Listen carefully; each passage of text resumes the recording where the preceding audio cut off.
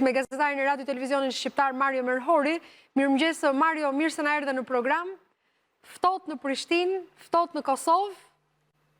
Por pavarësisht kësaj, ti ke raportuar gjatë gjithë ditës së djeshme dhe do na tregosh tani se si ka ecur procesi i numërimit të votave në Kosovë. Fjala për ty, Mario. Mirëmëngjes sërish Sonja, procesi i numërimit thuajse ka përfunduar në Republikën e Kosovës, kishte një rezultat të shpejtë, le të themi, në favor të lëvizjeve vendosje, partisë e cila ishte edhe më herët në detyrë me kryeministrin Albin Kurtin. Ishte një fitore e zakonshme, ka quajtur ai në konferencën për media. Duke referuar shifrave, deri në këtë moment që ne flasim janë numëruar 2538 kuti nga 2557 që janë në total dhe lëvizjeve vendosje kryeson me 49.30% ose të ndryshme me 429.979 vota, ndjekur më pas nga Partia Demokratike e Kosovës me 21.01% ose 118.490 vota, më pas renditet Lidhja Demokratike e Kosovës me 13.59% ose të ndryshe 118.490 vota dhe Alianca për Ardhmërinë e Kosovës e katërta me 5.68% ose të ndryshe 49.571 vota. E pesta renditet lista serbe me 4.74% ose 41.335 vota. Me njëherë fill pas këtij rezultati pati edhe një konferencë për mediat nga Albin Kurti, ai e konsideroi të jashtëzakonshme duke thyer kështu sipas tij edhe rezultatin e 14 shkurtit të 2021-shit. Kjo ishte një fitore për qytetarët, tha ai.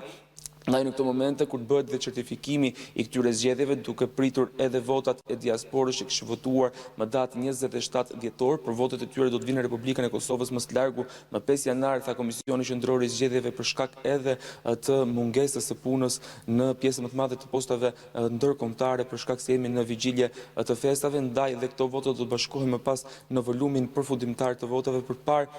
i cili do të jetë edhe verdikti final i qytetarëve. Me këto projeksionet, paktën është parë nga mediat, por edhe nga Komisioni Qendror i Zgjedhjeve që Albin Kurti ndjes shkon në kuotën e 56 deputetëve, ndërsa do t'i duhen ende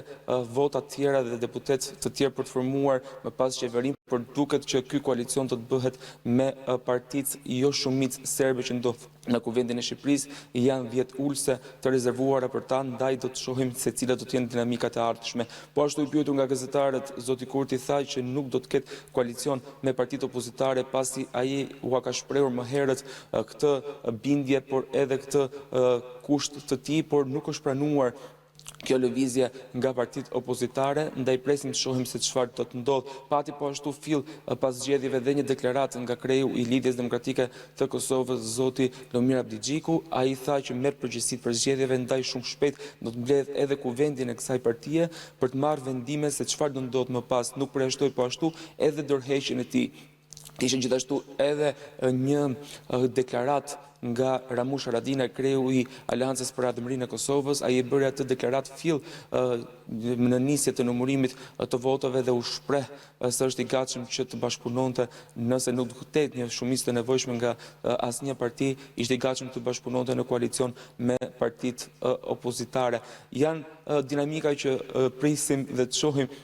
se çfarë do ndodhi për të parë nëse do të kemi përsëri të njëjtën situatë siç ishte në muajt e kaluar, ose